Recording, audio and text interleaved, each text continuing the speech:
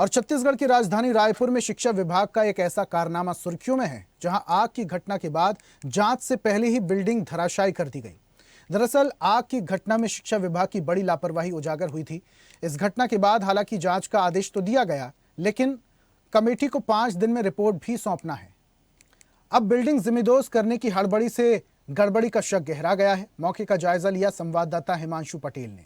17 जनवरी को डीओ कार्यालय में आगजनी की घटना हुई और वो घटना जांच के दायरे में है, पूरे तमाम सियासी सवालों के घेरे में है और वो सवालों के घेरों में होना भी लाजमी था, क्योंकि आगजनी की घटना में जिस तरह से जानकारी निकल कर सामने आ रही है कि कई अनियमितताओं की शिकायत के साथ साथ जो है मध्याह्न भोजन, छात्रवृत्ति और शासकीय जो भी सुविधाएं जो होती है, जो जिलों में धरातल पर संचालित करना होता है, ये तमाम प्रक्रिया है वो जिला कार्यालय से होकर पूरे जिले के एक स्कूल तक पहुंचाई जाती है। लेकिन जिस तरह से गंभीर जो है लापरवाही तो हुई है यहाँ पर, जिस तरह से आगजनी की घटना जिस तरह से घटी है।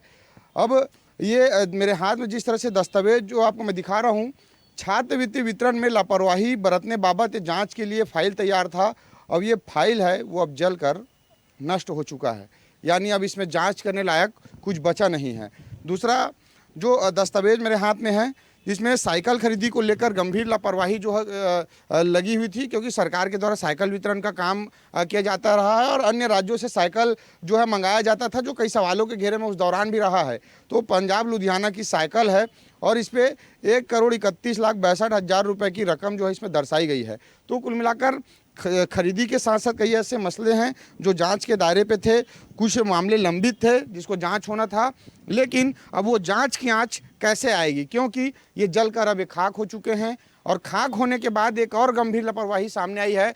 इस बिल्डिंग में 5 दिनों के भीतर जांच करके रिपोर्ट तैयार करना था, जो कि 17 तारीख की घटना थी और इसे 22 तारीख तक रिपोर्ट सौंपना था। लेकिन पूरे आज 20 तारीख है और जिस तरह से घटना से पहले पूरी बिल्डिंग को जमींदोज कर दिया गया है, यानी जेसीबी से पूरे परिसर को, बिल्डिंग को ध्वस्त कर दिया है। अब जांच टीम इस पे आएगी तो क्या जांच करेगी, किस स्तर पर इसकी जांच होगी, इस पर कांग्रेस सीबीआई जांच करने की मांग कर रही थी। लेकिन अब वो जाँच कैसे होगी, क्योंकि जाँच से पहले ही ये जिस तरह से स्थिति यहाँ पर आप देख पा रहे होंगे, तो इसे कहीं ना कहीं इस बात से इनकार नहीं किया जा सकता कि इसमें लिपापोती करने की कवायद रची जा रही है, भ्रष्टाचार या साजिश छुपाने की साजिश रची जा रही हो, इस बात से कोई इनकार नहीं किया जा सकता। ये आग की लपटें हालांकि इस पर जो है थम गई है, लेकिन इस आग के पहले जो धुआं यहाँ पर निकल रहा है वो कहीं ना कहीं ये आग की जो बू है वो सिर्फ आगजनी की बू नहीं, बल्कि कई साजिश और कई कारनामे की बू भी यहाँ पर दिखाई दे रही है। अब जिस तरह से आरोप तो लगाया जा रहा है कि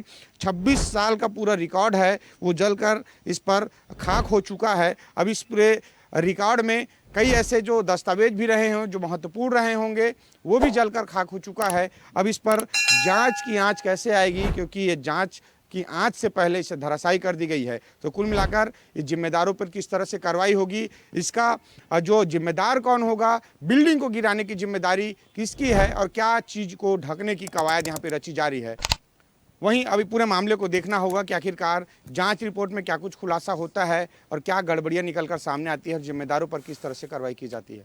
कैमरामैन सचिकांत के साथ हिमांशु पटेल, रायपुर। और ऐसी ही ताजा खबरों के लिए लाइक, फॉलो और यूट्यूब पर सब्सक्राइब कर बेल आइकन जरूर दबाइए और हर अपडेट के लिए विजिट कीजिए स्वदेशलाइव.com।